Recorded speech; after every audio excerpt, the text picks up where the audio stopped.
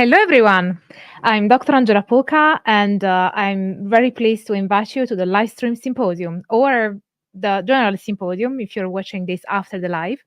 I'm a PhD and a religious studies scholar, and this is your online resource for the academic study of magic, esotericism, paganism, shamanism, and all things occult. As you know, my videos are always based on peer-reviewed academic research, and I'm in the field of anthropology of religion. So part of my work is also to be in a dialogue with practitioners. So I'm always very pleased to have also practitioners on this channel so that you can have both the perspective of an academic when I interview academics and the perspective of a practitioner, because both, of course, are valuable and have their place. So before we start and I introduce your guest, I'd like to remind you that this project of delivering free academic knowledge and bringing you amazing guests can only exist thanks to your support. So if you have the means and want to support my project, you find all the ways in the links, in the bio, everywhere. You can support me via PayPal, Patreon, Coffee, YouTube memberships, super chats, in any way. Anything is appreciated, and also sharing my videos around so that the symposium can grow will be massively, massively appreciated. Now, let's bring on our fantastic guest for today, who is Frater UD. Hello, and how are you today? First, I should premise that he's asked to be off camera, so that's going to be fine, of course, but so that people know. Well, hi, Angela, and pleased and honored to be here. I follow your stream, not regularly, but on and off, depending on the topics you're covering, and I'm happy to be here. Mm. Have you enjoyed my work on the channel so far? I absolutely have, yes. You come highly recommended, and rightly so. Thank you so much. And I'm very pleased to have you here. You're a very big name in the esoteric world, so I'm honored that you're here to converse with us. So, since people really like a backstory, so can you tell us how you got into magic and what is your own path from magic? How did you get into it, and how is your path being like? Well, it started off basically with an uncle of mine. I mean, there's no real magical tradition in my family or anything. No spooky grandfather or a great aunt who would foresee the future or anything. But this uncle of mine, I mean, he was rather young, fairly young at that time, and he was involved in management things, and so he discovered yoga. And when I was 9 years old, he was ranting about yoga all the time, and he got me interested. So I actually bought the book he recommended on yoga.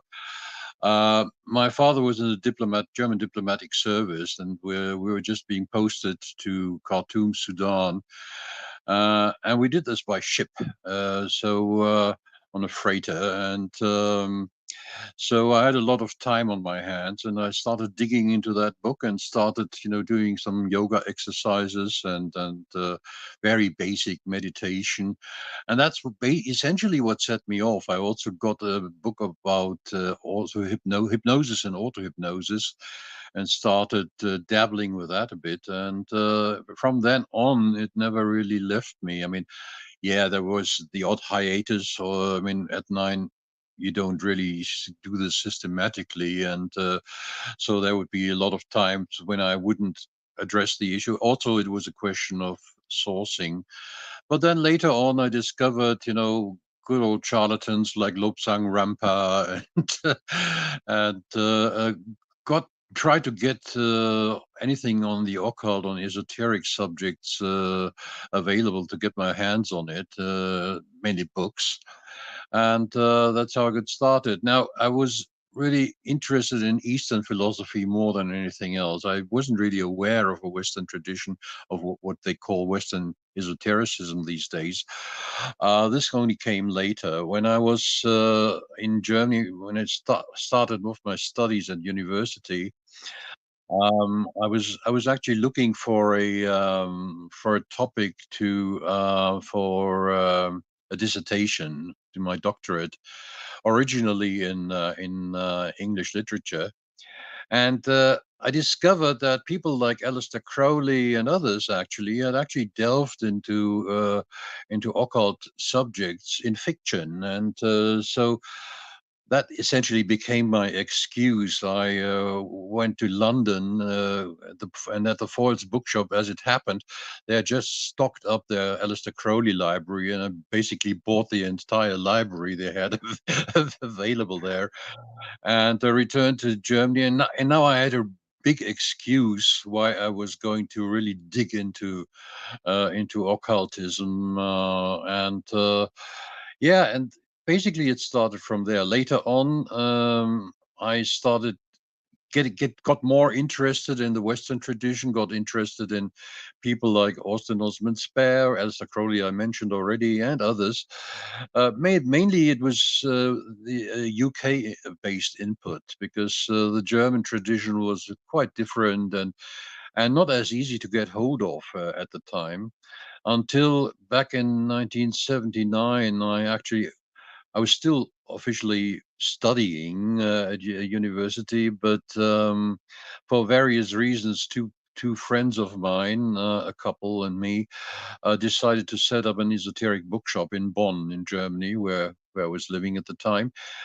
And so that got me going even more. And within the confines of that bookshop, we eventually set up the Bonn Workshop for Experimental Magic, with a lot of people, around a dozen or so, who were interested. Some were practitioners, some were absolute lay people, or just getting into this stuff. And so we had regular sessions and did a lot of experimental magic. And initially, I'd dabbled with in Sigil magic, like Austin Osman Spare proposed it, and that what got me hooked finally, once and for all. And well, I've been at it ever since. And what made you gravitate towards chaos magic? Chaos magic, actually, it came about when a friend of mine, a German friend of mine, who was part of that workshop for experimental magic as well, when he discovered Liber Null, the English edition, and he gave me a copy of that. And I was really, really very impressed by that kind of approach. Before that, I had started to kind of conceptualize magic, and I now this is to make this clear. This is my language. This is my terminology. You won't find it necessarily in other people's books or papers on that. I started to distinguish two types of magic: dogmatic and pragmatic magic, which is to say dogmatic magic says, to put it in an academic way, is more or less an essentialist magic. Well, there's a true way to do things, and there's a false or wrong way to do things. There are true metaphysical tenets, and there are false ones. Whereas pragmatic magic takes a less Eurocentric approach and says, well, look, there's this German saying that there's people living behind the hills as well. And that's what I did. I said, well, look, if you do a love spell, let's say in the Hermetic tradition of the Golden Dawn, you'll use Venus, for example, if you do planetary magic. And for Venus, you use the correspondences like the number 7 and the color green and the metal copper and so on. Do it on a Friday and whatever. You know the drill. And whereas, let's say, people in Cambodia or in the Congo or in Brazil, they do love magic too, but they don't know or don't use Venus. They don't use copper. They don't use the color green, maybe, or something different. They may not use copper for a metal and not do it on a Friday. And if we assume that they're just as effective as we are, the pragmatic approach is that it can't be due to there being some Venus essence in the metal copper or in the color green. It must be something else at work there. And so pragmatic magic only has one single dogma: if it works, use it.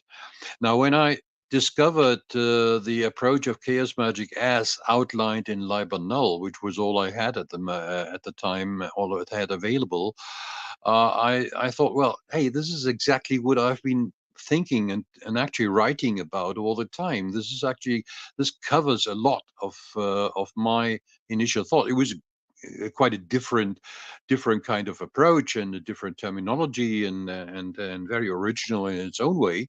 Absolutely, I'm not saying this is just I felt I was being rediscovered, not at all. But I thought this is a very pragmatic approach towards things. It gets rid of a lot of cultural and historical ballast, and I like it. So what I decided was I want the German public to be aware of this book. And so I tried to get in contact with the author, but that turned out to be futile. As I learned later on, it wasn't possible because he was actually touring the world at that time, as a backpacker essentially, and so he wasn't available. So I translated the book anyway, and put in a passage right at the beginning, would the owner of the original copyright please contact me, so we can settle terms and so on, because I didn't just want to pirate it. And I actually set up my own publishing company for Liber Null, basically for chaos magic. Later on, when Peter Carroll returned to England, he was made aware of this, and I was living in Berlin at the time, and he wrote me a fairly, well, let's say, not very angry, but not exactly happy letter, which I can understand. I mean, from his point of view, and he couldn't read German anyway, so probably didn't get to read that passage I put in as well. I was just, pirate copying his stuff, and so I responded immediately and apologized, of course, explained the situation, invited him to come to Berlin, which he did. And so we spent a very long weekend there discussing things almost 24/7. And so we finally agreed on terms. I actually paid him his royalties, as would you, and then we agreed to hold a seminar together in Germany on chaos magic, and that we did. And in the course of that seminar, and it was in Western Germany, not in West Berlin, and in the course of that seminar, we formally founded the Illuminates, or the Magical Pact of the Illuminates of Thanateros. The IoT had been in existence virtually before, but it was never really a formal entity. So what we did now is we actually set it up as a formal entity, with a constitution and things like that. And that's how it went on, and became a roaring success in the German-speaking world, at least. And for right until that break, we'll probably talk about later on, about 80% of the members were from the German-speaking countries. Hmm. Yeah, that's so fascinating to hear you talk about this. These are things that I've read in books, and having you here, describing how it actually happened. It's Yeah. yeah, it's impressive. It must have been quite a time. I mean, to be there. Regardless of how things ended up. Oh, it was actually. I mean, we were both of us. I mean, Peter Carroll and I. We were both not, we weren't spring chicken actually, but it was still.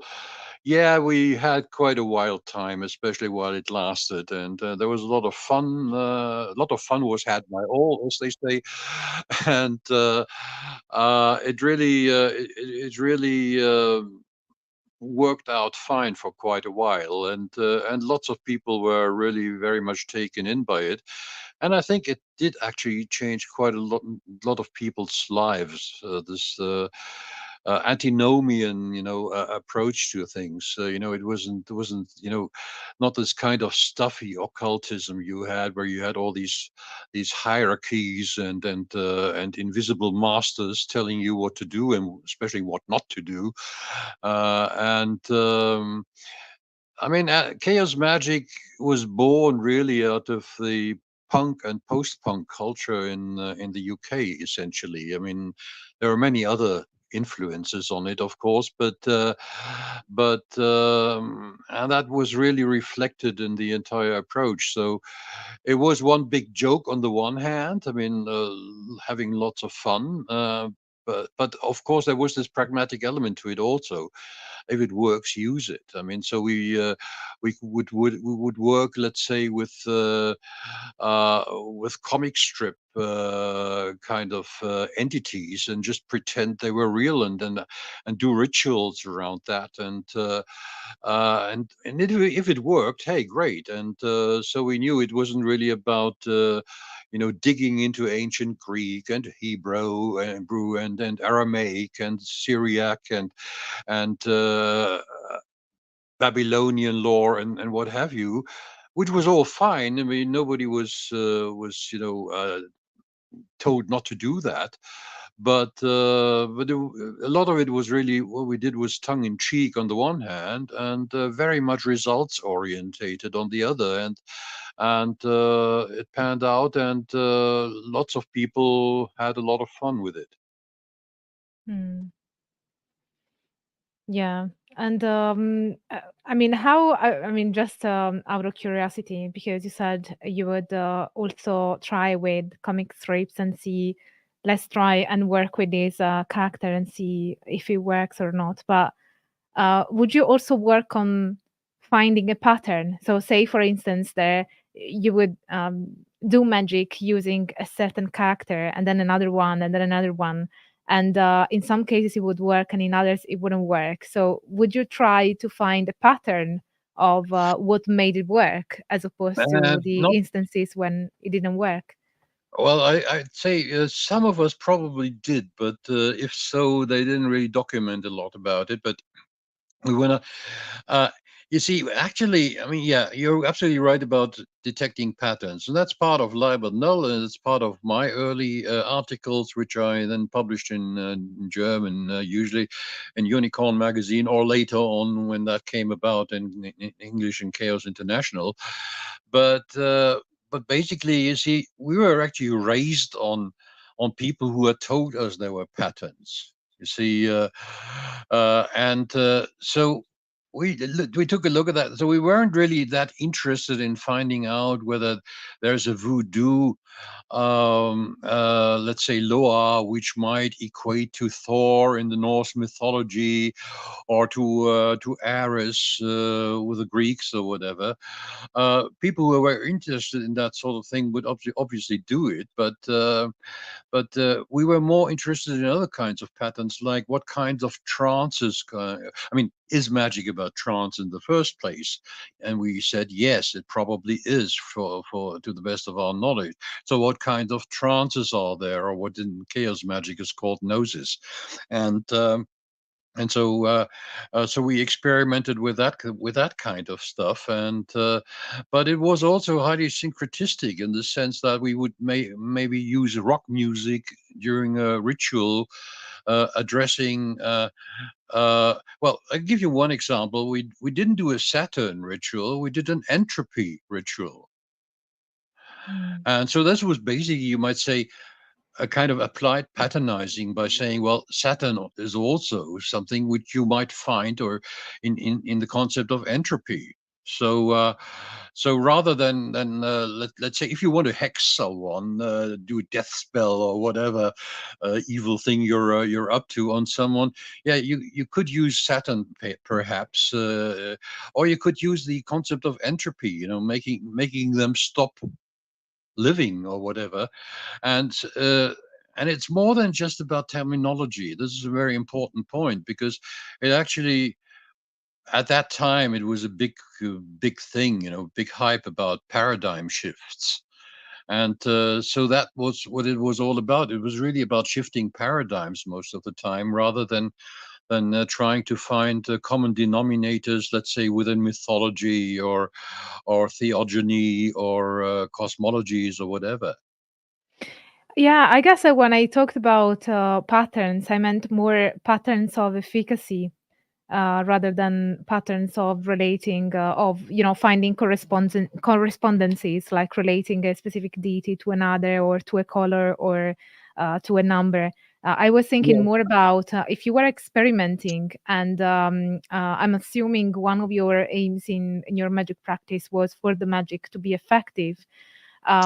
Would you just randomly try different things and then try and identify patterns to see what would make magic work?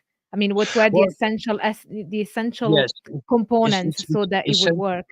essentially yes, though perhaps not always in a very systematic manner, but essentially yes. That's what my 5 models of magic actually came from. That we found that, well, there's various ways to skin a cat, as the English saying goes, and there's various approaches to it. And as I said, when I elucidated pragmatic magic a bit, they say, well, a voodoo guy will, or a mambo will go about this thing in an entirely different manner than will someone in the Hermetic or Rosicrucian tradition, or someone who will just do a sigil according to the system or the method of Austin Osman Spare. And we would find that, well, okay, for some people, some kinds of approaches or models, you might say, might be more efficacious than others. Some people will find that if you work with spirits, it is easier to do healings, whereas others will say, well, now I prefer actually an energy model to conduct a magical healing because it works better for me. Doesn't mean that it must work better for you or anyone else. So it wasn't relativist in the sense that anything goes, except for anything goes as long as it works. That indeed was the basic tenet, and that of course is not what traditionalists are all about. And that's where the iconoclasm and the you might say antinomian attitude, or even conceit, if you will, came about, and what it was based on. So people would have to find out on their own what worked best for them. And nobody could tell you that this is the best technique to work with. It may be for me, it may be for 20 other people, but it may not be for 100 other people who are reading this or listening to us or trying it out. So, uh, so it doesn't really give you any absolutes, but that's the whole point, really. That's why one of the battle cries of chaos magic has always been, Robert Anton Wilson put it, he put it, nothing is true, everything is permitted. So no holds barred, and truth is a very relative kind of concept in terms of efficacy. This was all about results based magic. This wasn't about any highfalutin metaphysical higher development of your soul to attain to the divine or whatever. People who are interested in that kind of thing were perfectly free to do so, but it didn't really feature a lot in chaos magic itself. Would you still consider yourself a chaos magician? I wouldn't say.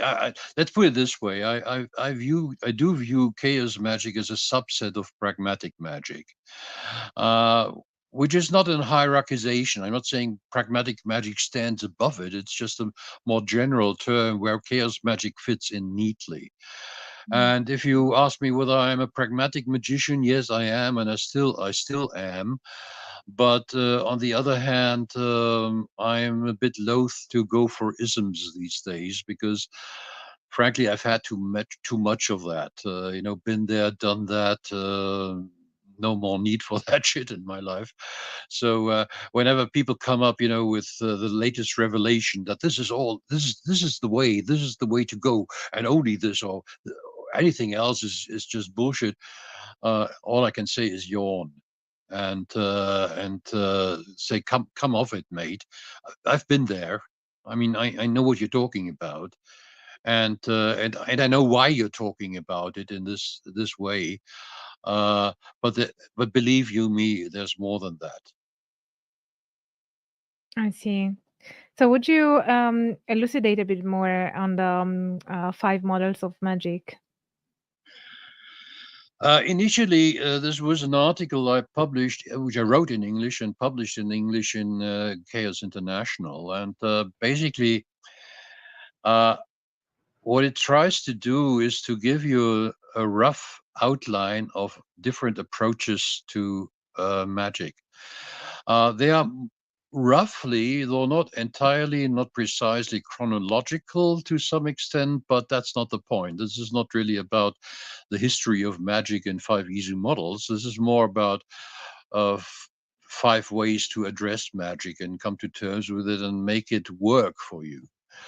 So the first model is the spirit model. What does that entail? Basically, it's a view of the world where everything is, has a soul, or is in one way or another inspirited. There are spirits around which are really separate, discrete entities, like people, like animals, like all living beings. They may be invisible, but they're there, and they are responsible for conducting magic or making magic work. So what a spirit model magician does, most shamans are, by the way, what a spirit model magician does is he or she uh, addresses spirits, visits the spirit world, gets acquainted with them, makes friends with some, makes enemies with others, this, that, and the other, learns to abide by their rules or by their requests and so on, and basically handles spirits, is a spirit handler in a way. And so if someone comes to that sorceress or that shaman and says, well, hey, my horse is sick, could you do something about it? They may come and then look at the horse and say, well, yeah, there's this evil spirit in there and we've got to exorcise it. And once we've exorcised it, we may put another protective spirit in there if the spirits are okay with it. And then the horse will get well. And that's how they work. And so everything is explained basically by the workings of spirits. This is probably the oldest type of magic, in as much as we are historically aware of it. We cannot be 100% sure, but there's a lot of plausible indications to adopt that view, I think. The next model roughly comes about, let's say with Mesmer, at least as far as the West is concerned. Mesmer was interested, he was pre-French Revolution, late 18th century. He was about magnetism. He discovered what he perceived as this force, this life force called magnetism, animal magnetism. And he was quite a bit of a showman. He was very successful, and he conducted healings and types of what we would today probably term stage hypnosis and things like that.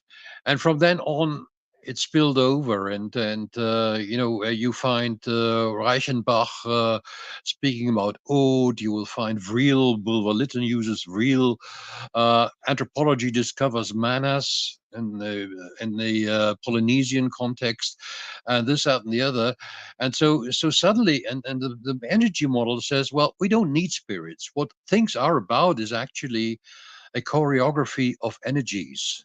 So if that horse is sick, there's probably some energy problem with it, like qi in China and so on, which is I'm mentioning this because obviously qi in China or in the Chinese culture or manas in the Polynesian culture are way older than Mesmer. So I'm just talking of Western esotericism, how they discovered this kind of thing. I'm not saying that people pre let's say 1200 didn't use energy in their magical approaches, but as a model, or you might say as a big paradigm, it really hit the West in the and then, well, basically in the 19th century and onwards.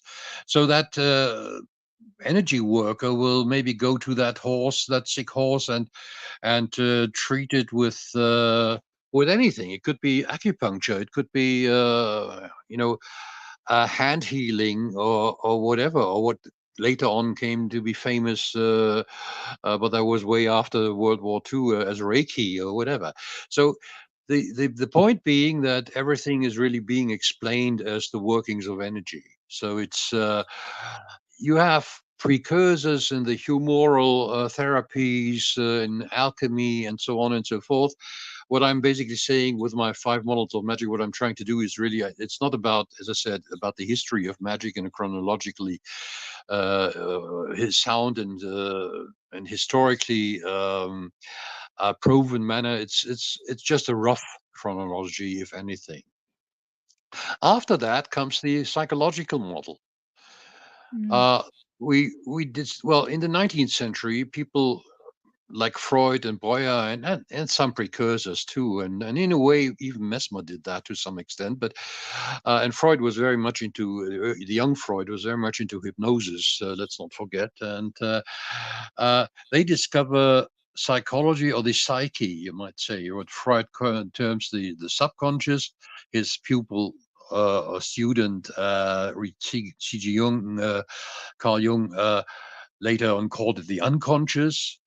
And so the psychological model, and we have a very, very strong indication of a magician actually using that. His name is Austin Osman Spare, this English occultist and artist, and world-class artist, I must say, who discovered Freud. And he discovered or developed, or whatever, however you might call it, a system of creating magical sigils. And basically this was psychological. This approach was psychological. In Freud, of course, wasn't about magic at all. He was about therapy. And he said, well, complexes, for instance, I'm in a very simplistic way, putting this in a very simplistic way. Let's not go over the top here, but so in a very simplistic way, Freud put it that, well, there's some traumas, for instance, which get suppressed by the conscious because they're too painful to live with. So they get suppressed into the subconscious, and stuff that's suppressed in the subconscious tends to emerge again if you don't do something about it. So that's what psychoanalysis is all about. Where there was it, there should be I in future. That's the whole tenet of Freudian psychoanalysis. Now, what this basically says is that that stuff that gets suppressed actually manifests itself, albeit in a manner you don't want it to. Like when you get a neurosis and you keep washing your hands 20 hours a day or something because you're afraid of germs or whatever, or that's the rationalization you put to it. And so what and this was Spare's genius. What he actually said, well, in that case, let's invert the process. If you want something to happen, let's suppress it first. So what he did was create a sigil based on a statement of will, a sentence like, let's say, I want this horse to be healed. He made a glyph of that, and then he would suppress it, get into a trance, usually masturbatory, but there's other ways of that as well, like his death posture and other. Anyway, get into a trance to kind of, inoculate the unconscious with that sigil. And why sigil, and why not just a straight sentence as they would do in Coheism, for instance, or positive thinking and so on? Because there's this concept, Freud introduced that concept of the censor, which will actually prevent you from voicing stuff that might be contrary to some moral issues, so contrary to moral laws as postulated by your super ego or whatever. So in order to basically smuggle through this thing via the censor, basically what Spare did was encode it in a sigil, in a glyph. And then it would be the subconscious, which, because it was suppressed, it would make it come true, would make it actually manifest in the outer world. So that's the psychological model. It doesn't really explain how this works as the energy model does, or the spirit model would. It just says, well, it's somehow the unconscious, the psyche, will actually make this stuff manifest. It doesn't explain the mechanics. So it's basically a kind of an intermediary model, because it doesn't really offer any dedicated explanations on how the mechanics actually work. But anyway, that's the psychological model. This actually became quite popular in Western esotericism and Western magic as well, right up into the 60s, where people, authors like Diane Fortune or William Gray or others, or Colin Wilson or whatever, they would tell you, especially in the Anglo-Saxon world, they will tell you, well, when you use green for Venus and 7 and copper and Friday and whatever, this is basically just a kind of programming your psyche. Venus being connected, let's say, to love matters and beauty and arts and whatever. And so whenever you start, using a Venus incense, which you've trained your psyche to kind of liaise with the Venus concept, and use the color green and 7 green candles and whatever then your psyche will be able to actually conduct something on that Venusian current or whatever you're trying to achieve. So that is essentially a kind of psychological programming, which really predominated Western magic for quite a while. Now that's the psychological model, and comes the information model. The information So we are model, at the fourth one, right? So that that we is right. can. Yeah. Thank you for pointing that out. Absolutely, yeah. So first, spirit. 2 is energy. 3 is Psychological. psychological model. 4 now is the information model. Information model is a way past World War II thing. There's, it is kind of not really spoken about in chaos magic, but there's a lot about information and quantum mechanics in chaos magic anyway. So it does relate. And personally, I formalized it later on in what I termed cyber magic, but that was an entirely experimental approach. Anyway, what's the information model about? Information model says, well, matter itself is dumb. What it needs to actually create a form or function or whatever is information. For example, if you set your TV screen to white noise, you'll have a chaotic runabout of protons or photons in this case that are not ordered in any way. In order to be ordered, they need an information input, which is called the TV channel. And the TV channel actually gives that chaotic screen information on what to do, and suddenly you see faces and you see a film, or you see animated pictures and whatever. So it's basically all about information, and what the information model then tells you that, well, magic is really, or can be, not only, but can be about information. Try and get information. Like if you want to learn a foreign language which you're not familiar with, and you know someone who does, how about that person transfers their information to you, not by teaching you the grammar and making you learn 200 words every day, but just the kind of, you might say,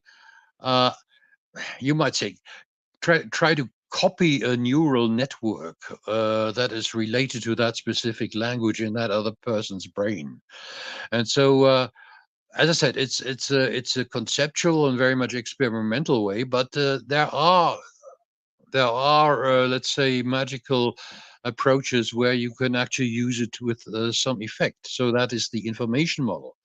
Now, number five isn't actually really. Wait a second. Before you move on to the number 5, I have a question so that I better understand the information model. Is it like giving a prompt to reality, the information model, like using the right information to affect the change? Yes, very much so. Okay, what I might add, this isn't related to the 5 models of magic, but it is part of chaos magic. Chaos magic has always adopted a very probabilistic view of the world. So in a probabilistic or quantum physics model, there's always, let's say a proton or an electron or whatever. Let's say a proton or an atom even. Let's not make it let's say too granular. An atom has the option, for example, in a car's exhaust, in the stream coming from the exhaust, the hot air and all the other dirty stuff in there. Any particle there has, in any given moment, has the choice of, let's say, in a very simplistic manner, to move right or left in the next millisecond. And so the probability may or may not be 50% for the one or the other. It may not be 50% because there might be a strong stream coming from the right side, pushing that particular particle to the left rather than to the right. Or it might come from above and it will go down or whatever. So one definition of chaos magic is, of magic in chaos magic, is bending the arm of chance. And one way to go about this might be to actually input some information which tells that matter how to behave or what to do next. And so, yes, that is the basic concept behind it. Thank you. So what is the 5th model? No, the 5th model isn't really actually a model. I call it a meta model because all it says is use whichever model seems the most adequate to you. It's still important to have it because what it does is, it cuts short the attempt to say, well, this model is a little bit better, or this is more effective, or actually we can do without the other 3 because I have found that this model is the one to go for. No, the meta model says use whichever seems the more promising to you personally. And it's a very individualistic thing. It might actually work if you say it to a group as well. If you as a group can work better in the spirit model, go ahead. If you feel that the energy model is more adequate, then use the energy model. So what in the end, and that's that might be an interesting point as well. I ended my article with a dialogue, and I'll just recite it from memory here. Are there spirits? Yes, in the spirit model there are. But what about the energy model then? In the energy model, it's all about the choreography of energies. No spirits needed. And the psychological model? The psychological model focuses on programming your psyche to whichever way in order to affect changes in the material world.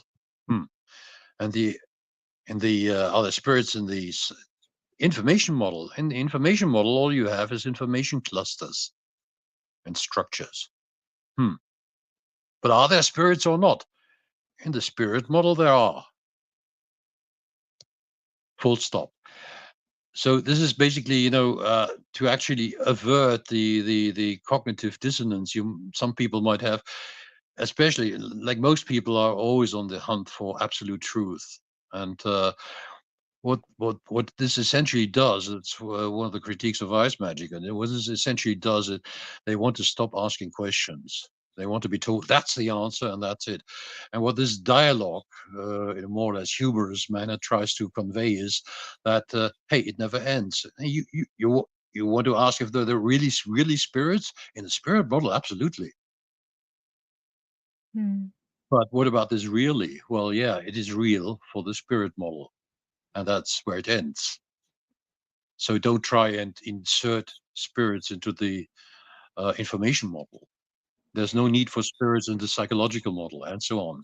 Now, I will admit, of course, that there are people at instances where people have been mixing stuff. For example, shamans may work with spirits, and they may also work with energy aspects or concepts in their practical work.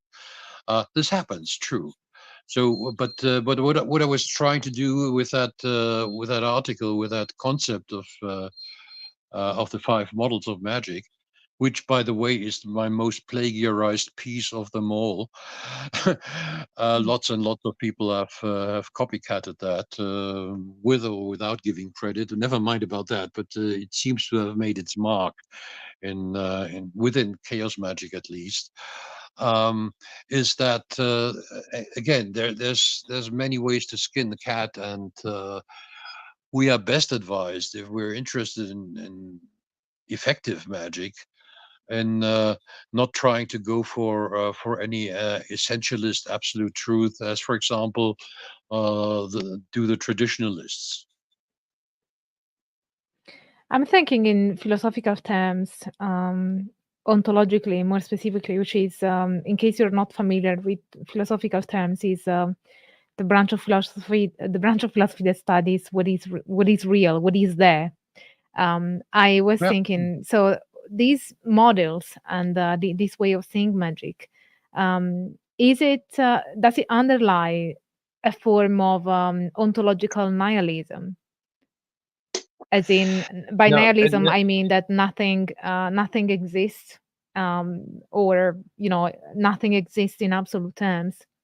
if you want, I'll be happily prepared to answer that question. But would you answer my question first? Would you Okay, consider existentialism to be nihilist? depends. It depends on the form of. Uh-huh. It It depends on the depends. existentialist. It depends on the existentialist. But let's say take people like Camus, Sartre, and Kierkegaard.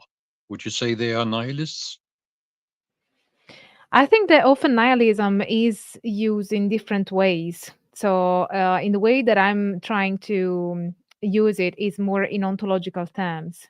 So, for some people would use nihilism as there is no meaning, as an absence Like, of meaning, yes, like which Meinlander did. Yes, Meinlander did that. Yes, but he was probably the only real nihilist in existence. The point I'm trying to get at, and get to your question now. Uh, postmodern philosophy, for instance, I wouldn't. I mean, many people do. They say that, well, this is all nihilism, really, but or relativism. I wouldn't say so. For example, the focus, it's been being overdone a lot. I'll concede this focus on narrative, which is so much en vogue to this day. Um, is really it's really what does it say, that except that, well, there's various ways to view matters, and there's no certain way to determine whether this is, let's say, the truth and the be all and end all. And I mean this literally, the end all of things. Like the point from when on we can stop asking questions because we found the answer, the final uh, answer. If you call that approach nihilism, fine by me. I don't. Nihilism, in my view, is, in an ontological manner, is saying, well, there is no such thing as truth. There is no such thing as absolute. Everything is chaos. Yes, but in the disorderly way. I mean, the opposite of chaos. From speaking from a chaos magician's point of view, the opposite of chaos isn't order. The opposite is entropy, which is an entirely different thing. You might even argue that entropy is the absolute manifestation of order, Mm. because nothing else will happen in entropy. Uh, but again, it is iconoclasm isn't necessarily nihilistic. Not that I mind the term nihilism. I just think it'll shortchange us a bit if we abide by it. So if you are antinomian, yeah, your detractors, your opponents may call you nihilist. They did that a lot in, let's say, in scholasticism and even in the early antique Gnosticism era. You look at the apologists, the church fathers, the patristics, when they tried to diss the Gnostics on many Gnostic schools and teachers and so on, and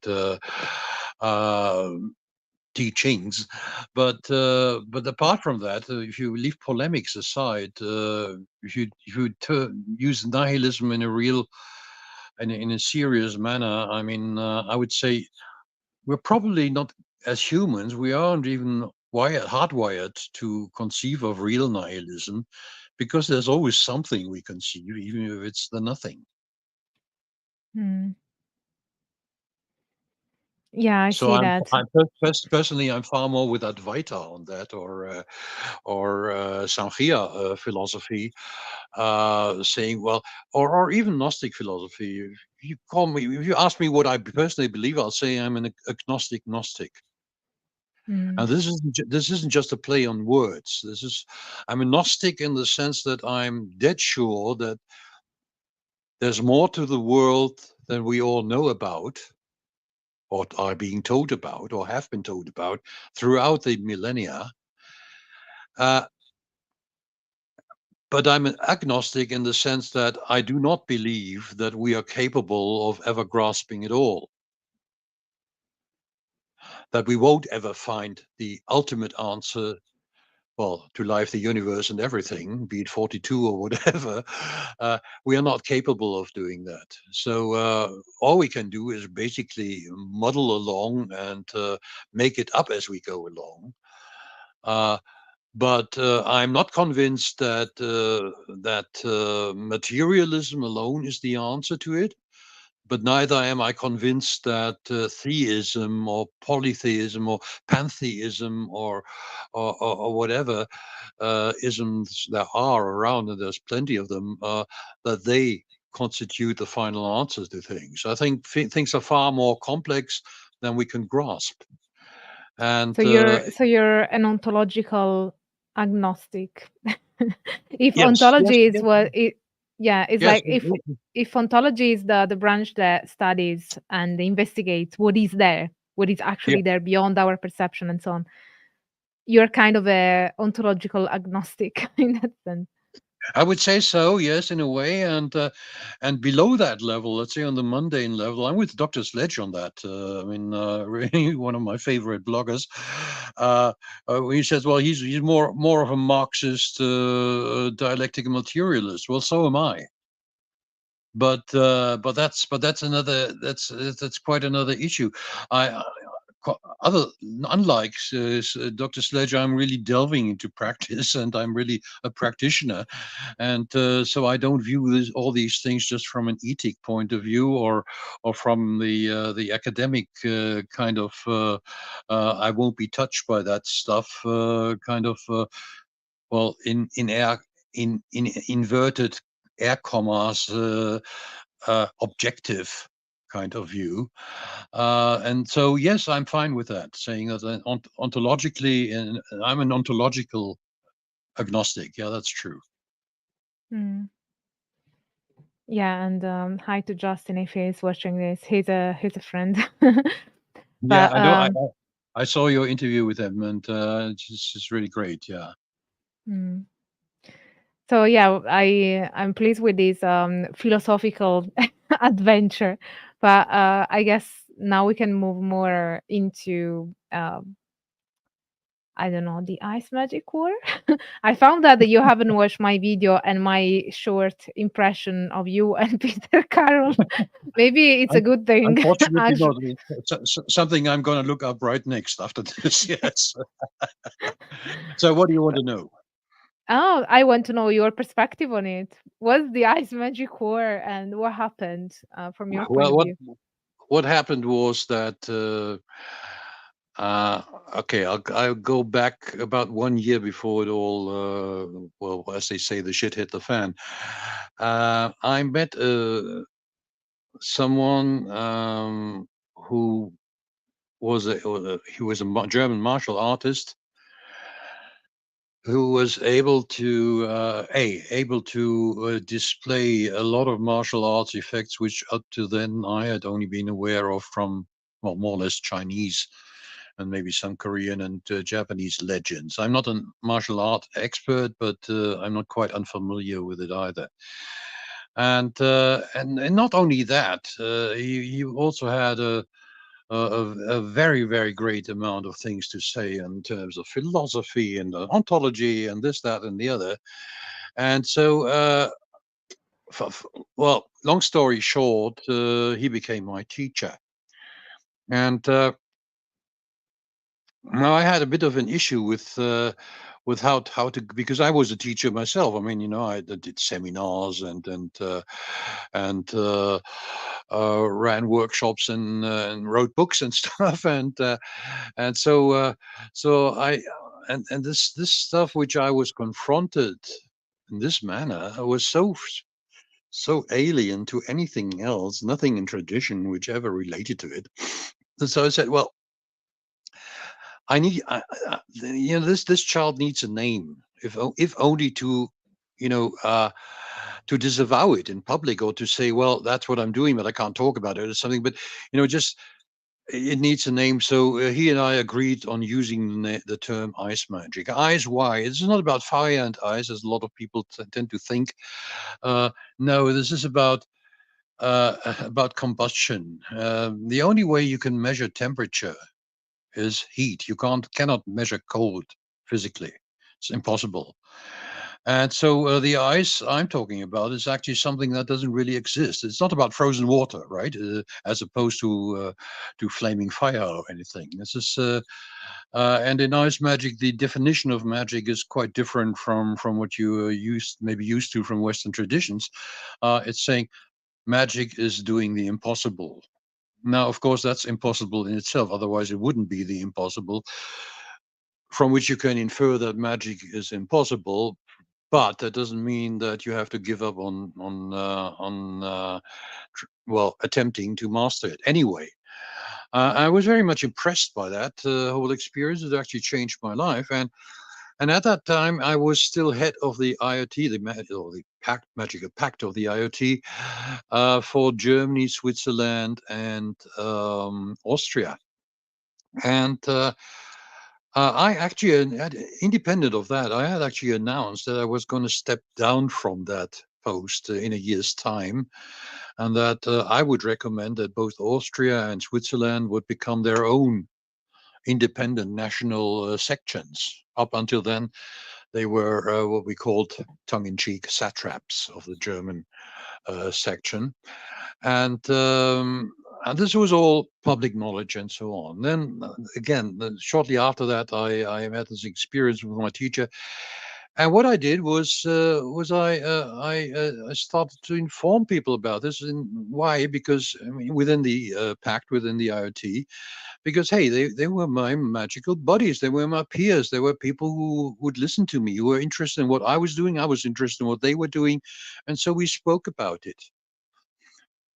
And for some reason, Mr. Carroll kind of latched onto something. I don't know what really happened there. I mean, you'd have to ask him and his mind. He probably will have an answer which I will not agree with, but whatever. Long story short, here he had suddenly this fantasy that I was trying to take over the IoT, that I was trying to, that I was actually in the fangs of some right-wing nut, creating a cult of my own, and trying to funnel the IoT membership into that specific cult. All of which I could say is just one big load of bull.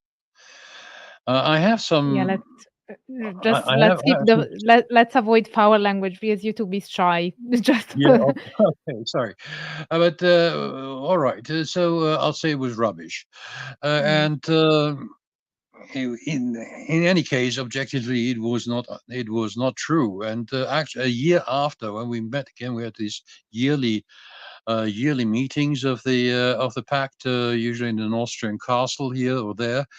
And I actually stepped down from my post, just as I had announced 1 year before.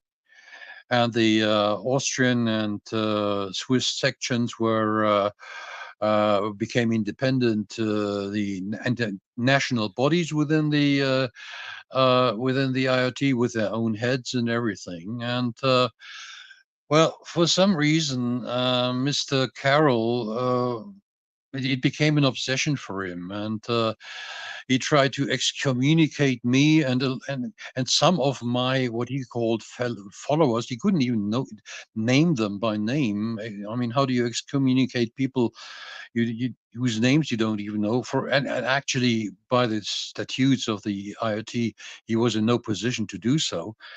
So. And long story short, he invented a tall story about how I was was attacking him magically all the time, and was trying to destroy the IoT and this, that, and the other, and he just simply wouldn't stop. And that's, but it's my view of this is essentially these eismagie wars, meaning magical wars, are an entire figment of his imagination. I never ever actually I didn't actually have to do it, even if I had wanted to. It wasn't actually necessary because he behaved in a manner which made this totally unnecessary. What it actually ended up with, that about 80% of the IoT left the pact. We then set up, after that happened, wasn't my intention, but after that happened, we actually set up what we termed revolutionary IoT, or riot in Essen, which I did not lead or anything. I was there, yes, but there were other people who were leading it. I was simply a member of that, and that was it.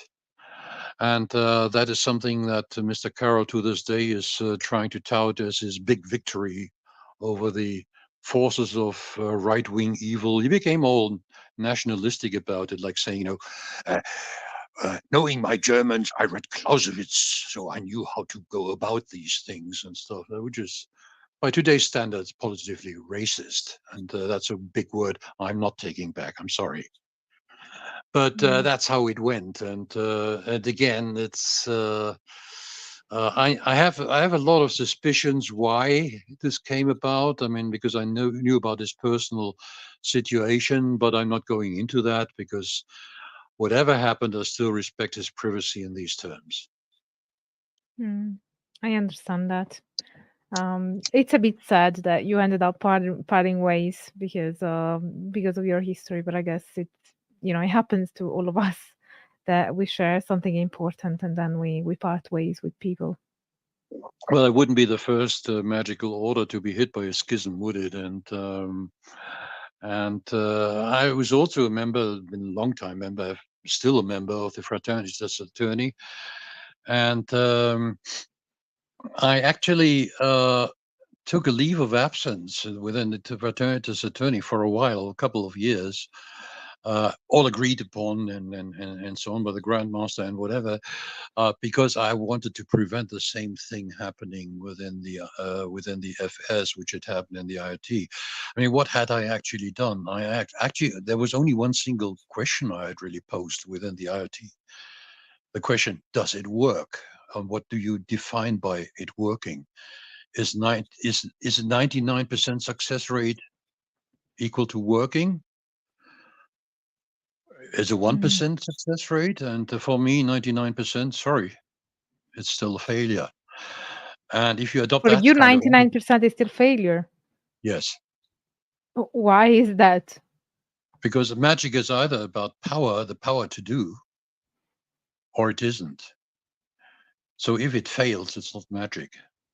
Full stop. Would it not be ineffective magic?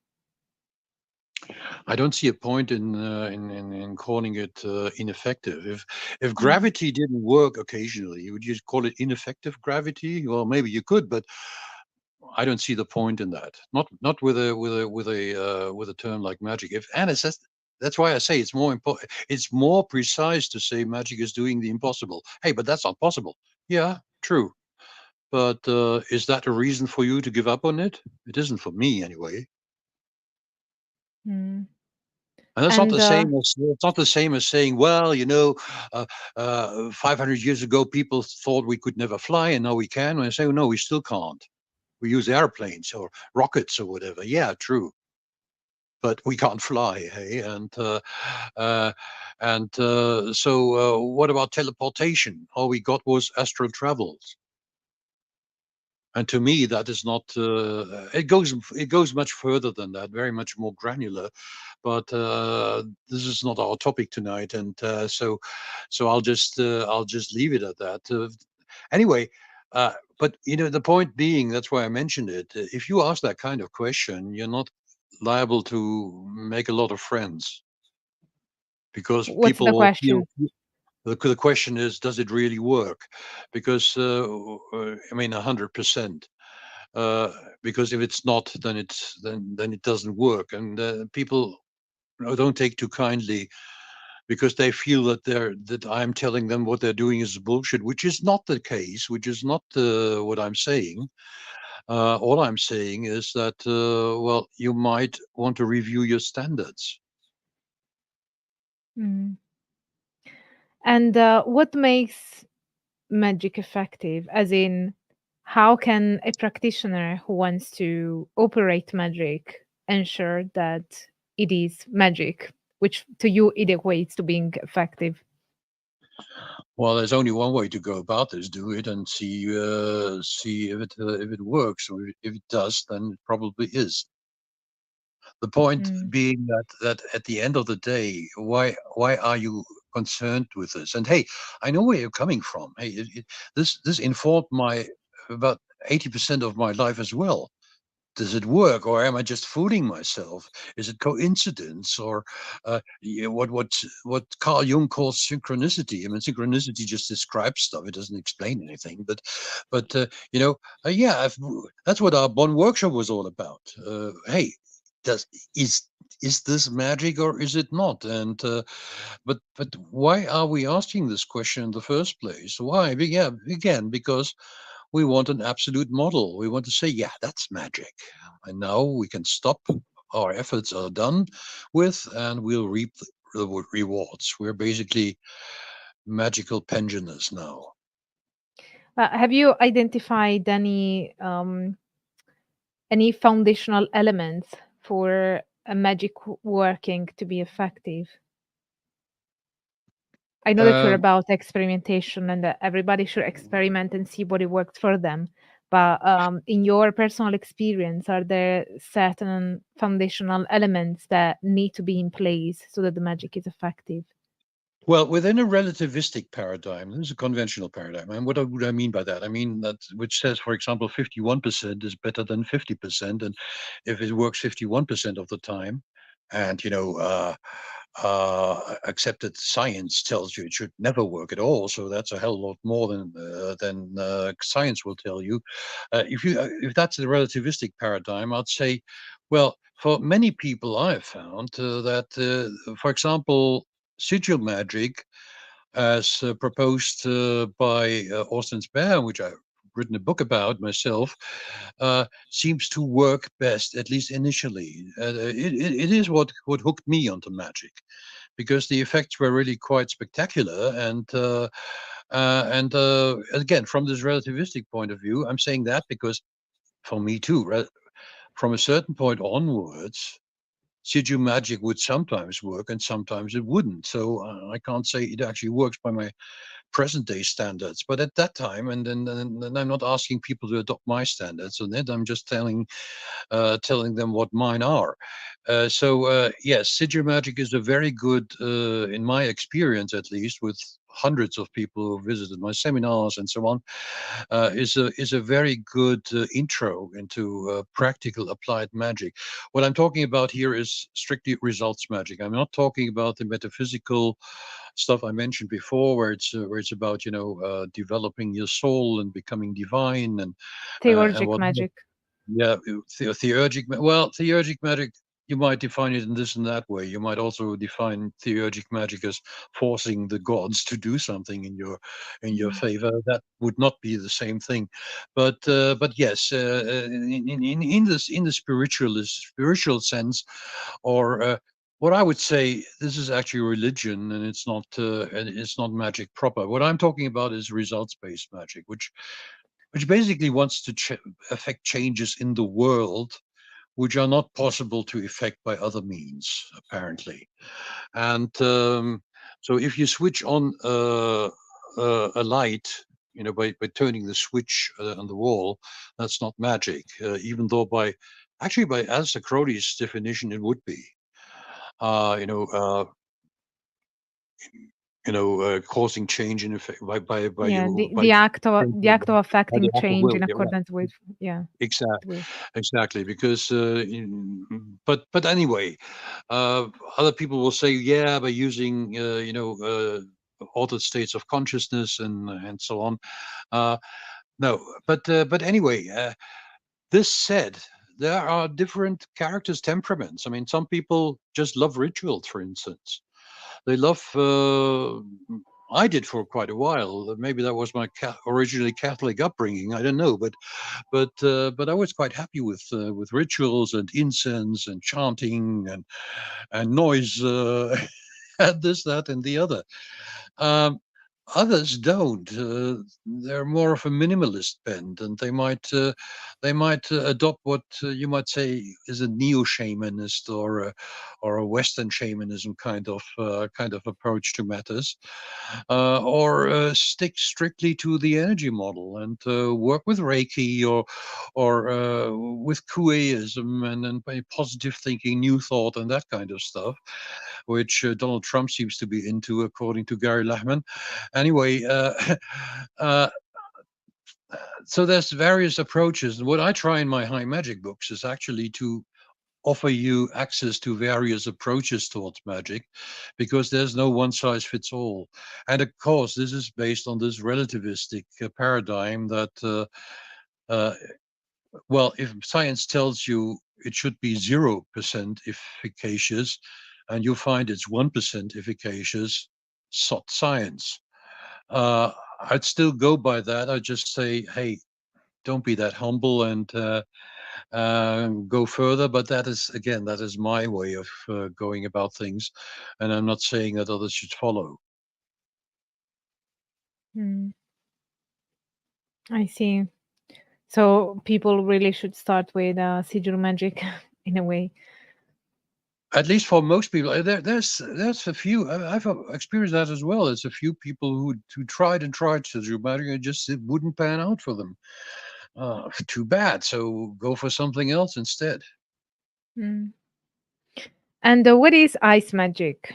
We've talked about ice magic core, but not so much about ice magic. I know that is not available in English, and you said there is no set date for its English publication. So at the moment, it's only in German, which is one more reason to talk about it, at least, insofar as you're willing to, and to I be thought you were. expand. I just thought for a moment you were going to say this was one more reason to learn German. But okay. Yes.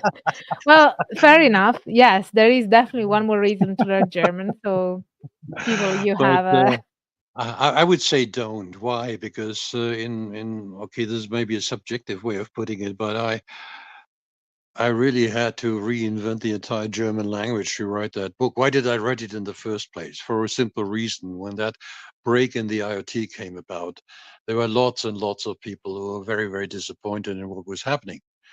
They were basically on my side. They were in sympathy with me. They thought that what Carroll and his minions were doing was absolutely unacceptable, but they still didn't know what I was doing. And so what I did very early on, regretting it to this day, maybe, is I said, look, guys, I can't really talk about it because it would take the better part of a month just to get the basics down. And so what I can promise you, I'll write a book on it, so which will give you a brief outline of it. And with that, I did. It's called Eismagie, erste einblicke, or Eismagic First Insights, and it's only been out in German. It's not available in anymore, so you have to get it on the secondhand book market. There is a pirated version out there. It's easy to recognize because it uses capitals. My as you know, in German we use capitals for example, for nouns and names and stuff, or the beginning of sentences, and so on. Mine doesn't.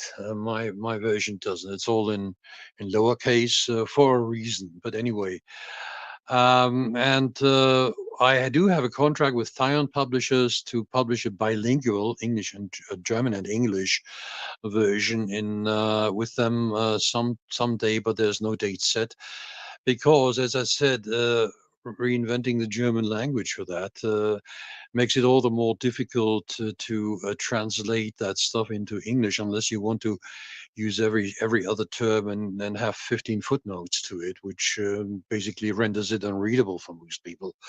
So it's not an easy task. So what is eismagie? In a nutshell, it is a let's say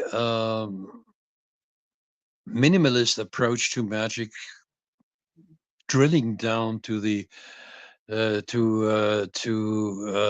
essential drive for precision.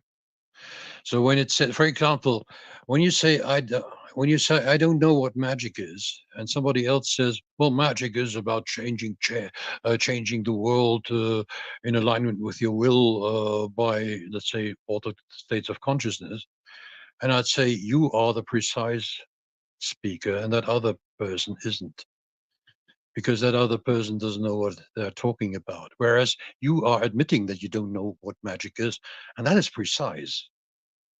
So I'll give you one example, just as one single example. Take puppet magic, where you do make or what some people call voodoo magic. It's actually, yes, it's present in voodoo as well, but it's actually older than voodoo, and it's been around in the Middle Ages and in Roman times and in Greek times and so on. So anyway, so what do? You create an effigy or a puppet or a little doll or whatever, mannequin of well, someone, let's say your target, and you may use various effects on various approaches or techniques of coupling that puppet to your target person, like using some body fluids from them if you've got them, or some hair or a photograph or whatever, or baptizing the puppet in their name or whatever. There's various approaches to that.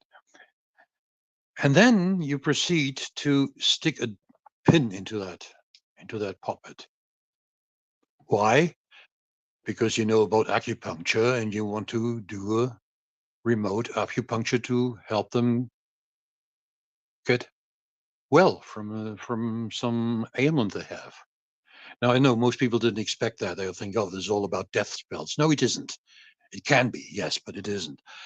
The point is that if you stick that needle into that puppet, that is supposed to work, by sympathetic magic and whatever. It's supposed to work on the real person in some mysterious ways. We have the models of magic to explain that, but or describe it at least. And then, well, in an ideal world, that person gets well. Problem is, can you actually pin that puppet? Can you actually lead that needle to prick the exact point, which is, for example, in acupuncture, is fairly important, right? If you to actually hit that exact point, and if you're in doubt about that, take a piece of paper, mark a little cross on it with a pencil or a ballpoint pen. Take a pin, put the piece of paper on the table, rest your elbow on the table so you don't tire, and take that pin between, let's say, your thumb and your forefinger, whatever, and then try to hit the middle point of that little cross you put there, that mark. Do that 100 times, and then hold that piece of paper against a light bulb and see how many times you've actually hit the exact same spot. And I'm not going to tell you how many times it will be, because all it will do or can do, and that's what I invite you to do, is question that conceit that you're actually able to lead a pin and hit a mark in a controlled manner. So if you can't even do that, how do you expect that popper to affect a healing with that target person in that example? This is just, as I said, a very simplistic example. It goes a lot further. But what eismagie does, just to give you a summary, it addresses three what I call pillars of these are just didactic pillars. It's not because these are essential pillars, which have been in an invisible tradition from 50,000 years ago or anything like that. No. This is merely for didactic or pedagogic, you might say, purposes. It addresses body function, the motor control. This is one example. There's a German word called Motorik, and in English it translates to motor control or motor function. And but it isn't. It is more than that, and so I have to invent an English word for that to make it actually say what it's supposed to say. Motorics. This is basically, you might say, the art and science of motor function, of how the body works, of how you move, and what rest entails, and this, that, and the other. This is one pillar. The other pillar is what I call conversation control, or rather leading of conversation. In German, it's Gesprächsführung. This is about how you talk to others, how others talk to you, how you react, how this comes about, how people try to influence one another, how they try to influence you, what to do about it, this, that, and the other. And I'll give you one simple example. This is just, you might say, a product of what you will find out when you deal with it in a concerted manner, in a serious manner, that you'll find out that people will only ever talk about themselves, even when they pretend to talk about something else. So if somebody says that you are, let's say, a thrifty person, you can bet your derriere on it that that will be a fairly thrifty guy telling you that. They're projecting. But that's just one minimal, very, you might say, trivial almost thing you learn from that. And the third pillar is what I call social combat. And Sozialkampf in German. This is about how to deal with a societal world. For example, let's say you're driving your car and suddenly there's a traffic control. Two policemen stopping your car, asking for your license and your car papers and whatever. Now, what I'm talking about is, in terms of social control, is everyone is actually acting according to the pressures that are set upon them. This may be in a physical way, like we're dealing with gravity all the time, trying not to fall. But there's also societal pressures, like you may, like let's say you have an appointment, and that's a pressure on you, and now there's stupid traffic control will probably make you come late. That's a pressure you're under. Now, this policeman who is asking you for your driving license, for instance, and who might look at your car and walk about it and whatever, basically causing that very unwelcome delay. He or she, if it's a woman, is under their own pressures. They have a boss and they have their regulations and they have so many cars to control per day. Otherwise, they'll get into deep waters and this, that, and the other. Now, when you say, well, could you please hurry up? I have this very important appointment, blah, blah. What you're trying to do is you're trying to tell them how important and how dominating your personal pressures are. Now, guess what pressures that other person will be more interested in, yours or theirs. So once you realize that, you can come to a different way of handling things. I'm not saying that you won't incur a delay, but there might be different ways of handling this, even ways where at the end someone watching it from afar would say, hey, how the hell did she do this? This is magic. The guy sadly saluted her and then let her drive off without even looking at the driving license or whatever. This is what, again, this is the third pillar of eismagie, and this is again just a very, very brief glimpse into it. And so it's, all in all, it's a very, very complex matter when viewed from a didactic point of view. From a, let's say, structuralist point of view, all it only ever does is call things into question until they cannot be questioned any longer. But when people ask me, how do you rate progress, let's say with your students in eismagie, I say, I grade progress in the ability to answer forward-leading questions, to actually pose forward-leading questions, rather than say, okay, this is where it's at, this is the absolute truth. Well, put it in question and then go on from there, because it's the way I view it. Sorcerers, no matter the gender, are always at that verge, at that limit between the possible and the impossible. And once you've done something that's impossible, it is impossible no longer. So it'll be the next impossible thing to tackle. So basically, it never ends. And that is one way of you might say, viewing divinization of man, by actually toppling the gods and assuming their place instead. Thank you. That was very, very interesting. And Well, yeah, go on. it cannot be more than just a teaser, I'm afraid, but that's due to the complexity of it all, because what it essentially does, essentially you end up, putting everything at question you've ever been about and learned and known and thought was true for you or for others or the world, and it doesn't ever stop, really. I see that. That's very interesting. And also, our moderator Andrew is German speaker, so he was also I don't know if you can see on screen now, but yeah, he was mentioning this link that I cannot click onto now because I'm in the streaming studio.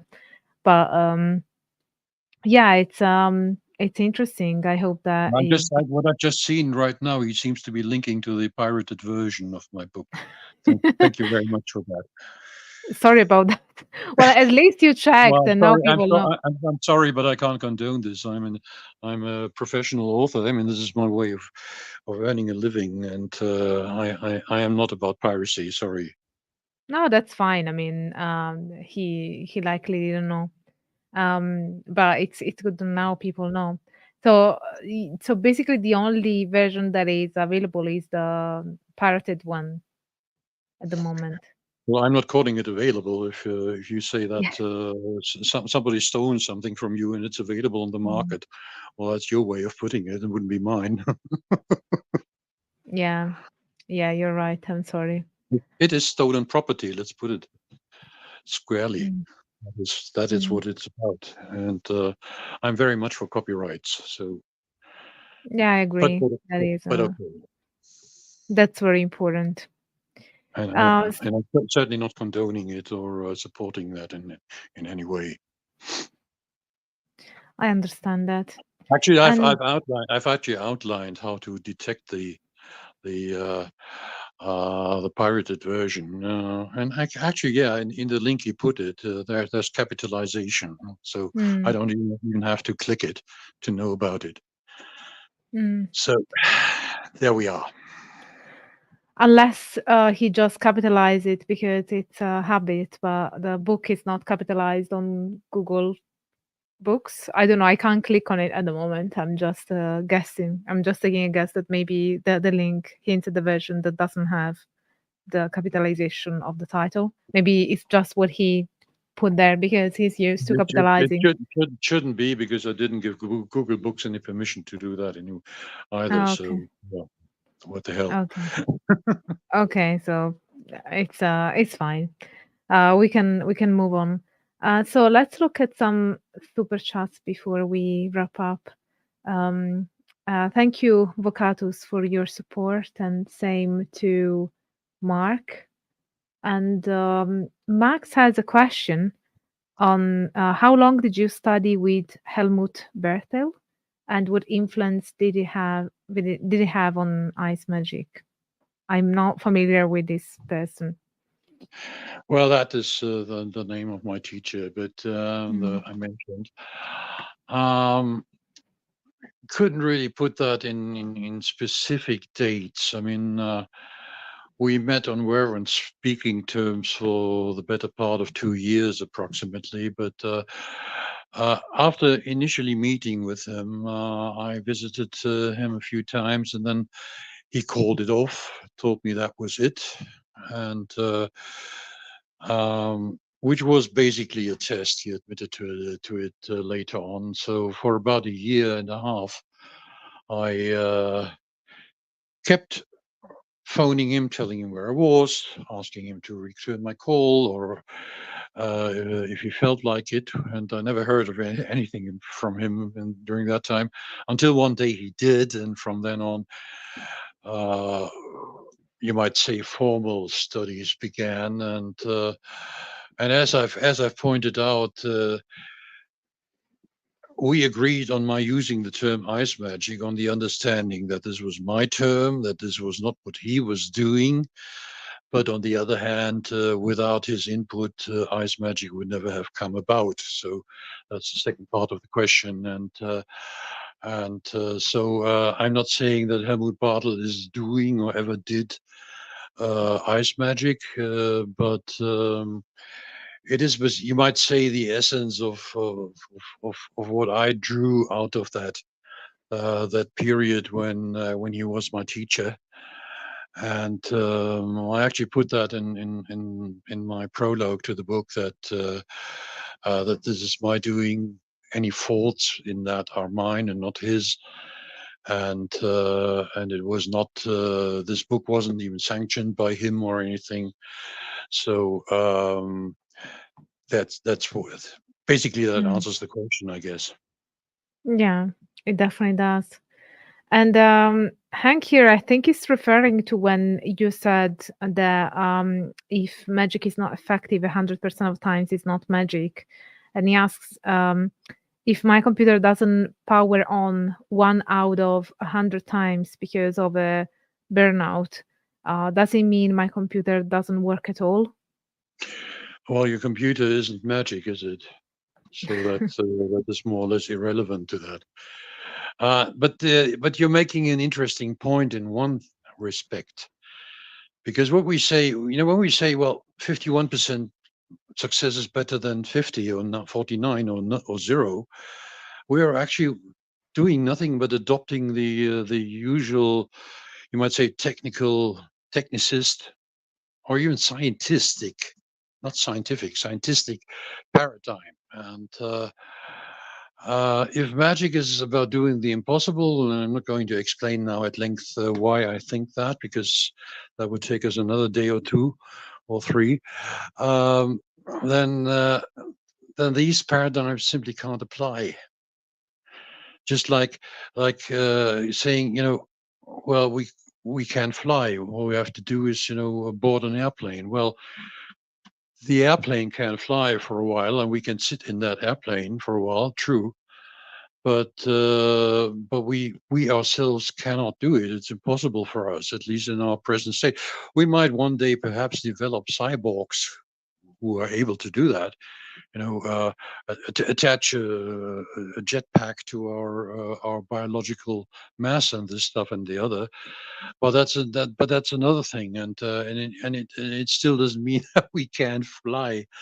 If by we you mean we as humans, as we are, and so it simply doesn't apply to stuff like that. And this said, when you look at industrial production lines and so on. And when you see, even in high precision instruments, they'll tell you, well, this instrument is precise plus minus 0.0000001%.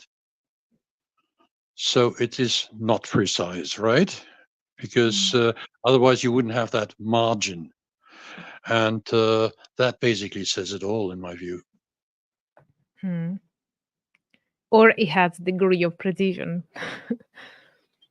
That's right. So is there anything else that you'd like to cover and that we haven't covered yet before we wrap up?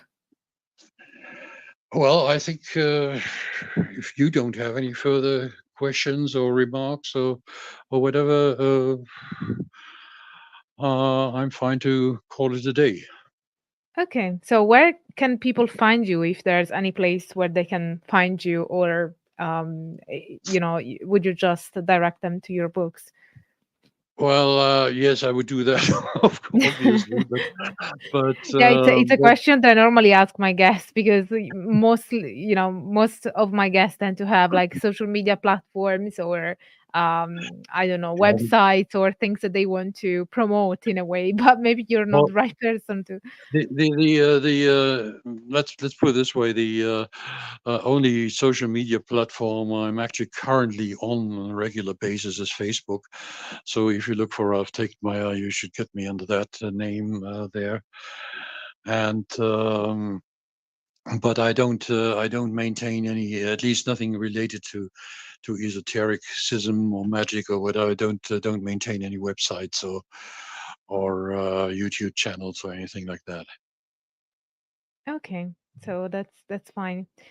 So thank you again so much for being here today, and it was a very intriguing conversation. We covered so much ground, and there will be subtitles for people as well. Like I always put on subtitles so that it's easier for people that have difficulties with hearing, or maybe they are in a situation where they cannot listen to the audio.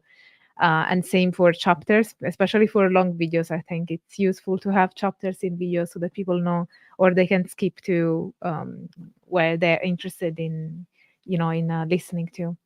So thank you so much for being here again. And it was really a pleasure to have you on Angela's Symposium. So thank you very much for having me, and the pleasure was all mine as well. Thank you.